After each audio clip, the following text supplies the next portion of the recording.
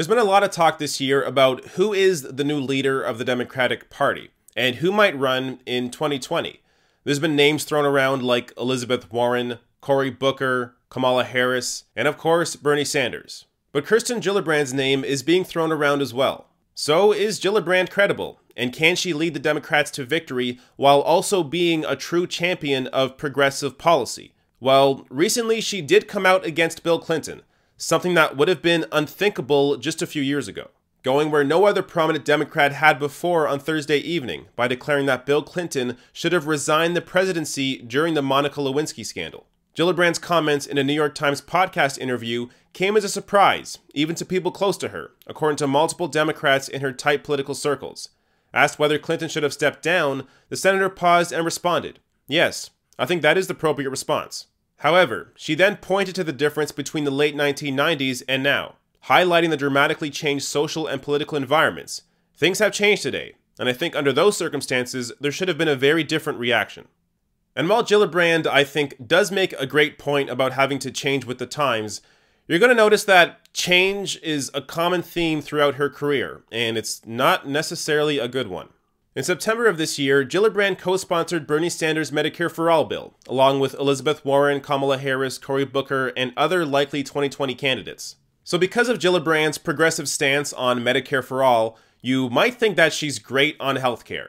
But she's voted against importing less expensive prescription drugs, not once, not twice, but 4 times. And that, interestingly, aligned nicely with her donations from Big Pharma during that same period of time, receiving over $214,000 in PAC money from the industry. And on top of that, Gillibrand is currently number 2 on the list of senators that get the most money from Big Pharma, just behind Republican Orrin Hatch. Okay, so how about other than healthcare? I mean, Gillibrand has been strong against Donald Trump, voting against almost all of his horrific nominees. But it wasn't that long ago when she was on the conservative side of many issues, positions that would make Trump supporters proud. Like in 2009, when she got hammered by liberals for her views on immigration. Ms. Gillibrand, a Democrat, opposed any sort of amnesty for illegal immigrants, supported deputizing local law enforcement officers to enforce federal immigration laws, spoke out against Governor Eliot Spitzer's proposal to allow immigrants to have driver's licenses, and sought to make English the official language of the United States. Gillibrand's positions on immigration were so bad that even El Diario, a Spanish-language New York newspaper, used Gillibrand's photo with the headline "Anti-Immigrante" during her Senate run. And these kinds of conservative positions were completely normal for Gillibrand, who in 2006 ran for Congress as a conservative Democrat. Gillibrand won her upstate New York district by running to the right. She campaigned against amnesty for illegal immigrants, promised to restore fiscal responsibility to Washington, and pledged to protect gun rights. After winning by 6 points, she joined the conservative-leaning Blue Dog Coalition. So now how about we go a little deeper on the gun issue, because it's one that Gillibrand has been vocal on. Just last year, she gave a, quote, tearful plea to Bernie to give up his guns, saying that Sanders lacks the sensitivity to understand how gun violence devastates families. But in 2008, this is what the liberal-leaning Daily Beast said about Kirsten Gillibrand. You might call Gillibrand a bizarro version of Sarah Palin. She proudly touts her 100% rating from the National Rifle Association. So you know how some Democrats, including Kirsten Gillibrand, try and knock Bernie Sanders for his imperfect record on guns? Well, Gillibrand herself once had a 100% A-grade rating from the NRA. And in 2009, when Gillibrand was appointed to Senate, she boasted about sleeping with guns under her bed and how her family hunted their own Thanksgiving turkeys. But then, oddly, once Gillibrand had some voting time in the Senate, her stance on guns changed. And it didn't just slowly change, it changed completely. And her rating actually went from an A to an F. As NBC New York reported at the time, NRA spokesman Andrew Arulanadam tells NBC New York it is highly unusual for a politician's score to change so much in a short time. He could not recall a similar instance in recent history. Kirsten Gillibrand either lied to her constituents in the 20th District, or she's lying to all New Yorkers today. Either way, the operative word is lie.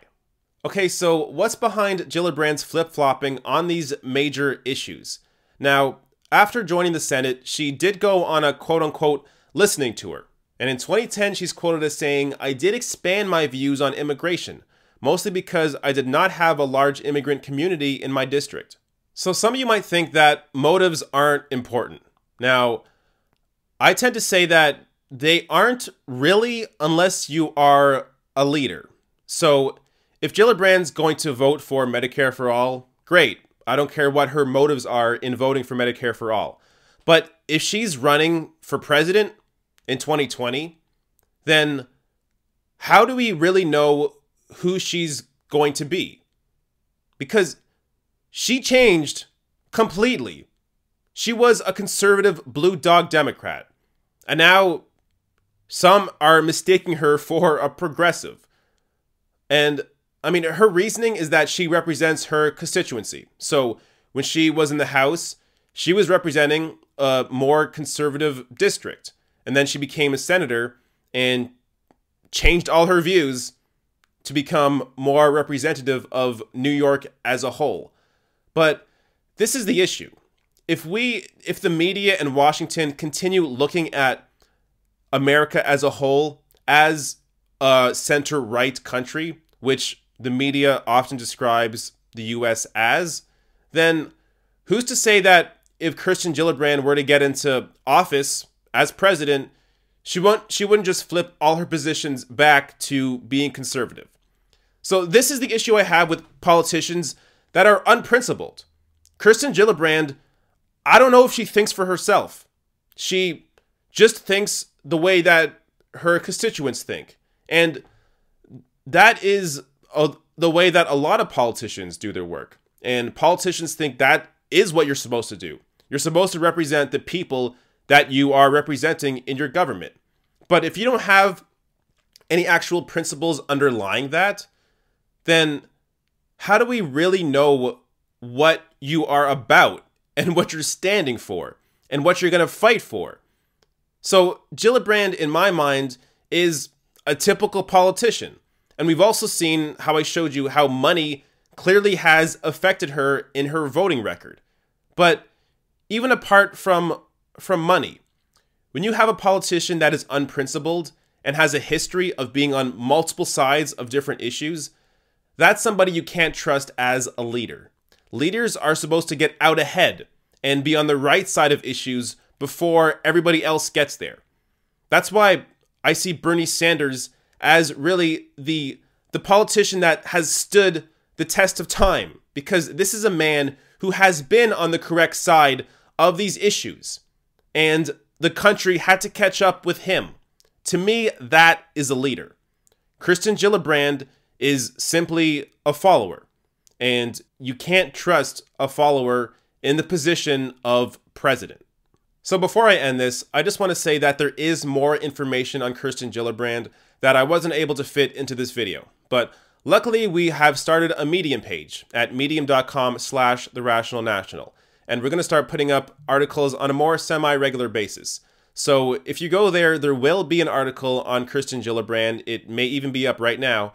And it's going to cover her stance on gay marriage, foreign policy, her unique connections to Hillary Clinton, and her connection or her stance on government surveillance.